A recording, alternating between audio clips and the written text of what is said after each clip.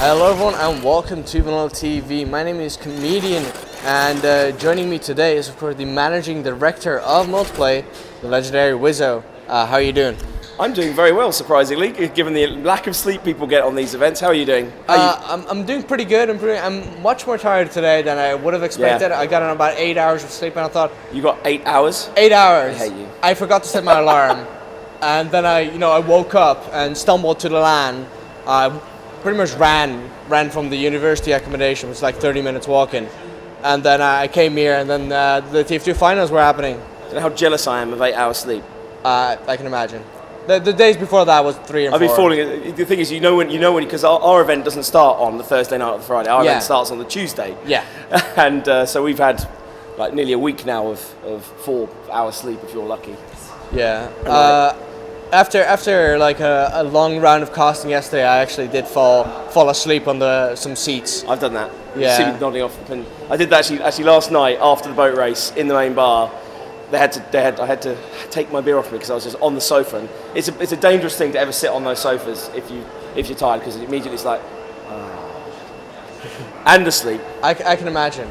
But yeah, let's go to the questions. Of course, this is a 1v1 interview, so I'll be asking a question and Wizzo will be asking some questions to me. Be nice to know. So I did tell you beforehand. Come on. Didn't? Yeah, I did. You told Ace-Bag. I told Aspec and then I told you as well when I asked you. I wasn't listening then. Well, you were too busy to it. Doesn't matter. It's 1v1. You'll come up with questions. something. It's going to be good. But yeah, this is, of course, the 45th event. Is it? Actually, no, it's a lot more. Technically 44. 44? Insomnia. There was no Insomnia 13. No Insomnia 13. Yes. No lucky number. Yeah. This is... It seems like it should be a smooth running operation. You've done it so many times. Yep. And how much of that is true? There's a lot under the surface of events that people who don't run events, who just turn up and see it all done, just do not see or understand at all. And there's a lot that goes in behind the scenes, things you wouldn't think of. Like people know how long it takes to put out all the tables, how long it takes to put out all the power. How do you manage the check-in process? How do you deal with security? How do you deal with first aid, health and safety, the local council? Just the list goes on and on and on. There's a lot of it literally takes 6 months to plan and execute an event like this. And that's full-time staff doing that.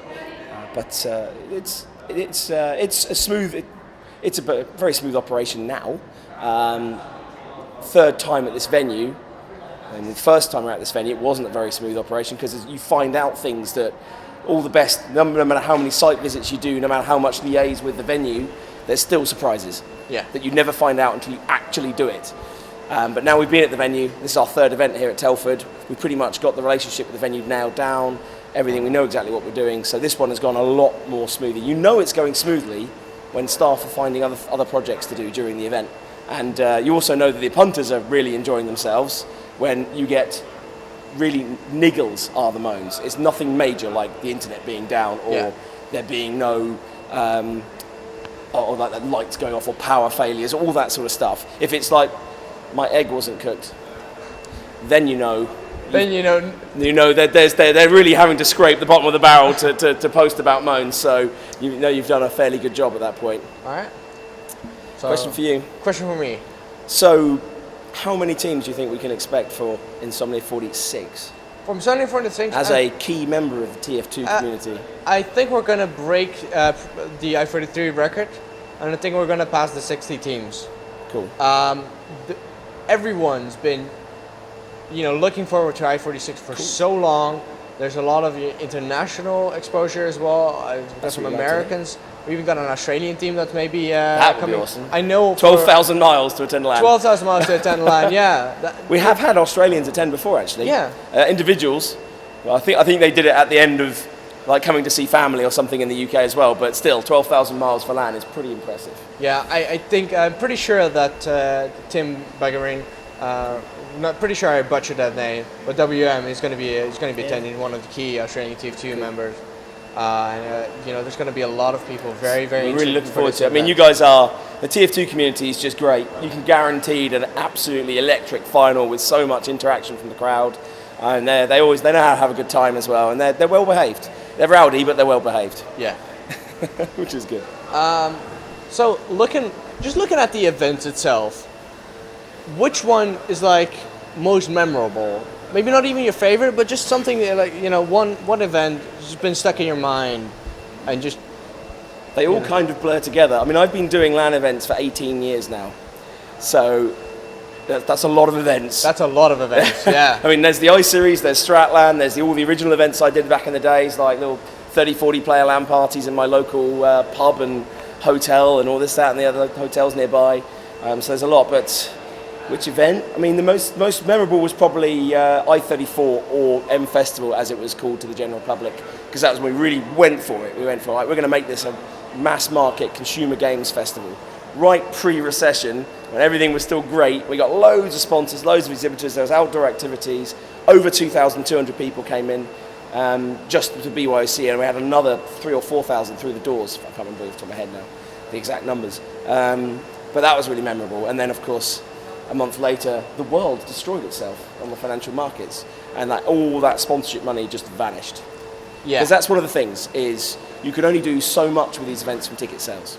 If you really want to go up to another level, you just need the commercial money, because I don't think people are prepared to pay £180 a ticket for us to take it to the next level. No, I don't think so. People are already. I know exactly. That's why we need the consumer money for that. That's right. the commercial money.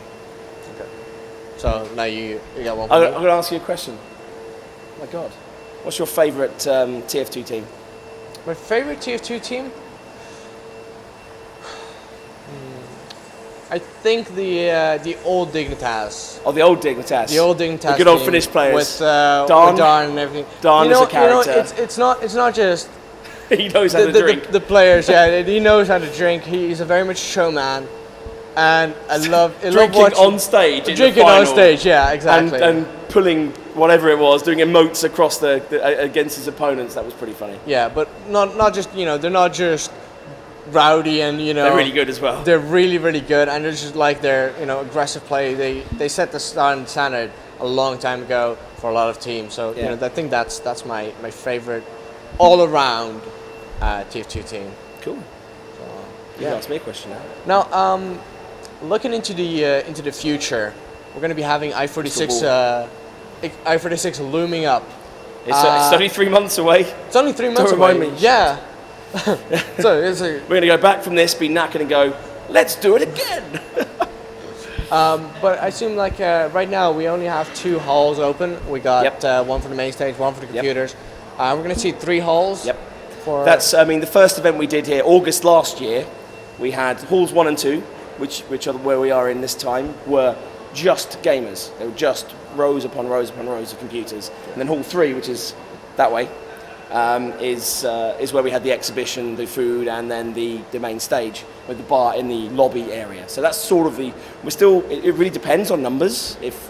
Because we can take probably 5,000 people if we can get the numbers here, but it just depends how many we get in terms of players and how many we get in terms of exhibitors will determine the layout, because there's lots of other spaces we can grow into. It's what's really good about this venue. All right. So now you got one for me. Okay. What's your favourite game right now other than TF2? You play TF2. Do you play any other games at all? Yeah, I do play a lot of the games. I think from an esports perspective, I think my other favorite game is StarCraft 2 at the moment. I just like watching it. I just like, sort of like playing. I don't actually play that much. It's mostly just watch. Yeah. I just like, looking at other streams and going like, this is cool, and, learn from them. But my non-esports game would have to be either Dust Force, which is an indie game. Okay, I was about to say. It's a bit of a platformer. It's a lot of fun. Or 25A's, a reckless disregard for gravity, which is also. You like your indie games, don't you? I really like my indie games. Yeah. So most of my Steam library is indie games. My Steam library, I'm such an easy mark for Steam sales. It's ridiculous. Oh, isn't anyone? This game is now £5. I must have it, and I never play it. The Steam list is just ridiculous of games I bought and have never had time to play. Yeah, it's just crazy. Yeah, I know. I'm pretty sure at least only 25% is ever played. Yeah, and the rest is but you know what? most of them are fine. I'm like, I want to buy this game because I want to support the developer. Well, that's it. Like indie games, you just want to buy them just to make sure exactly. they get looked after. Or I get them like a bundle and I go like, yeah, okay. I wanted it actually just for one game. Yeah. But the rest of them are just a nice bonus. That happens a bit. HumbleIndieBundle.com. Let's go for it. No plug there. Yeah. Well, I'm not supporting it with it, but I do like, they gave Good it. link. Yeah, but talking about, multiplayer as a whole and not just about the i-Series, there's a lot of other things going on. We do a lot of stuff. Probably when we go and see new companies, new potential companies, for example, we have to keep it short to a very particular subject because we do so much behind the scenes. I mean, actually, the online side of our business is significantly larger than the events. It has been for a number of years now. So, for example, we host in 22 locations worldwide. We have something like 22,000 game servers online now. That's actually there's a whole separate part of multiplayer that does all that. And we also host games. We host games for companies. We do commercial hosting for various publishers. The biggest game we've just done that's about to launch properly is Utechnics' game called Auto Club Revolution. So we host the entire platform. We do consultancy behind the teams with the games developers. We work very closely, for example, with DICE. That's probably the best known one, where we work on the Battlefield series. We help them test the servers out. We give them a lot of feedback onto the features of the game, the stability, feedback crash bugs on things like server crashes, which are always a problem in games these days. Nothing worse than getting to the 1 hour 59 mark on a match where you've had your best round ever and oh damn it crashes. Yeah, I've had the feeling. Just as you're about to win. Just so about to win and get that nice reward you've been looking for a long time. Exactly. So that's there's a lot that goes on behind the scenes in that, and we do commercial events. We do a lot of we've got all this kit. We've got like 100 gaming i7s. We've got 100 Xboxes. We've got all the TV screens and monitors, all that stock that just sits in storage. So we roll that out for other events for people as well throughout the year. But I could carry on for hours about that. Yeah, I won't bore you guys with that. I do have a bit of an extension on that. With all that extra things going on, why do you do i-Series events? Like you're not doing it for the money, obviously, because there's other ways to make money. Yeah. well, it is. I mean, the i-Series are a profit centre. We do make money from the i-Series, but then again, they are expensive to run. I mean, you've got to keep two full-time members of staff are dedicated entirely to the i-Series and our other events throughout the year. But primarily the i-Series, that's what takes the time. I mean, Stratlands are a couple of days before an event to get done. And obviously there's myself, there's other directors and stuff that we come into the i-Series and do. So it's expensive in terms of overhead, staff time and stuff, which has to obviously be paid for. But I do it for the love of it because I've always done it. That's why I didn't start the i-Series as a company looking to make money. I started it as an organisation. We just did them for fun. That's what we did. And it didn't start out as a business, it evolved into one. It started out as a hobby. I mean, I was originally supposed to be a doctor, but I left uni in my 4th year because multiplayer was getting too big. And I had to really choose, do I want to carry on into medicine or do I want to go into this? And I think I'll probably work more hours than I would on the NHS doing this. But I think it was the right decision. So we still do these because they're great for the community. We love doing them. We love nothing's better than seeing all these guys having a great time. And obviously we're a business, we have to make money as well. But we try and keep the cost of the game as under control as we can. All right. Well, just have one final question. One final question for you. I don't know. Well, here you go. What's if there was one thing that you would change about the i-Series, what would it be? There was one thing I had to change. If I had a magic wand right now. That's drop reasonable. The ticket price. Yeah, no, I was waiting for that. Making the tickets free is not going to happen. I know, but like actually the thing something that's realistic. Yep. That I would like to see.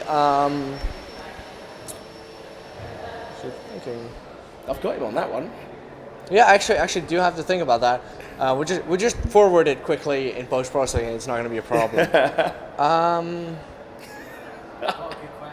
Good event. You got a good event, yeah. There's always ways to improve. No event is perfect. I know ticket price is one that people talk about.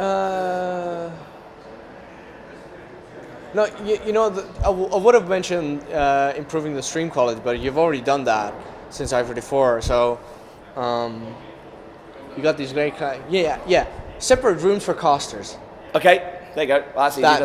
That's a very selfish one for you guys, but that's good. It is very, very, very selfish. Yeah, no, honestly, yeah.